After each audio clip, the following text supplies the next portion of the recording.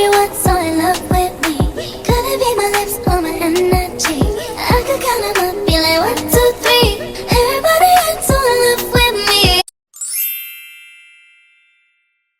First, we'll discuss the proper steps to ensure you have the right pouring environment. To start, you must make sure you have an open space with proper ventilation. This could be a room with a built-in fan or a space with a window open. Having a clear and open environment can ensure proper distribution of your fragrance oil and also prevent over inhalation of fragrance. Next, you should always ensure that your thermostat is at 70 degrees. This will ensure that your space is at the perfect temperature to avoid your candles curing too slow because it's too hot or curing too fast because it's too cold. Consider this process as being similar to cooking. You wouldn't want to place a pizza in an oven if it was too hot because it would burn, and you wouldn't want to place it in an oven if it was too low because it would not get crispy. The same applies for the quality of your candle making. Next, you should be sure to place your candles in an area away from all of your cooling and fan systems. Although it is a best practice to have your candles in a space that is properly ventilated, you should make sure your candles are in a proximity that is much far away from the open airflow. An optional step that will ensure your candles always achieve the proper cure time is to invest in a candle curing rack. The link to the most commonly used candle rack will be in the description. Next, you should be sure to preheat your jars if you're using soy or paraffin. Preheating your containers will help slow down the cooling process and will help any shrinkage or pulling away from the container developing wet spots. If you are using any other wax, you should be fine and able to skip this step, but make sure that you aren't storing your jars in a freezing cold environment before making candles. Next, you should be sure that your candle making space is away from any direct sunlight. This will prevent the candle from heating improperly due to a direct external heat source. I also have an in-depth guide that shares exactly how to completely run your business through a success-based candle business template for you to download, as well as specific steps to be more intentional about your process. You can use the code YouTube for 30% off. Be sure to subscribe, like this video, and share it with other candle makers in Facebook groups to spread the word.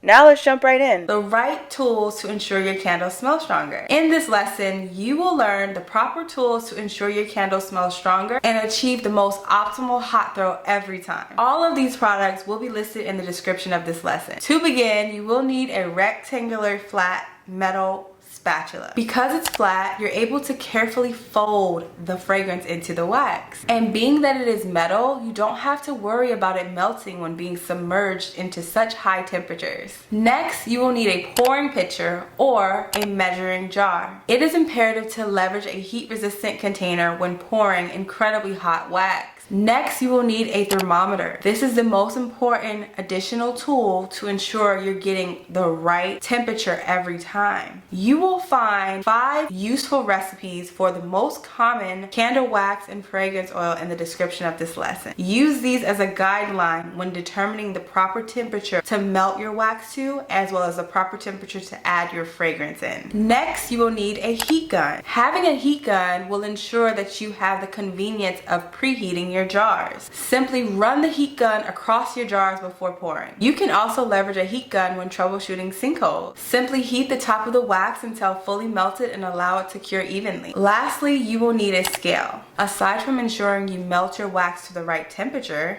it is imperative to verify that you've added the right ratio of fragrance to wax. As a best practice, I use the 10% method, which has worked for me every time with multiple types of wax. Use this as a guideline when you're getting started and struggling with your hot throw. A great example of this being if I were to make a candle with a fill weight of 13.2 ounces, I would do 1.2 ounces of fragrance oil and 12 ounces of wax. And there you have it. Now you know the proper steps to ensure you have the right pouring environment and the essential tools to set you up for success. The secret to making stronger scented candles. As we all know, sometimes the scent of a candle can be too weak after spending so much time creating it. This can be so frustrating after spending countless amounts of money and time on a project and for it to not turn out the way you desire. Luckily, there are several key ways to make your candles smell stronger and last longer. One of the most effective ways to increase your hot throw is to ensure you're selecting candle fragrances that have a stronger scent overall. Look for fragrances that are specifically designed with stronger scent notes, such as for florals, choose more scents like gardenia. Stay away from patchouli because it does not have a favorable scent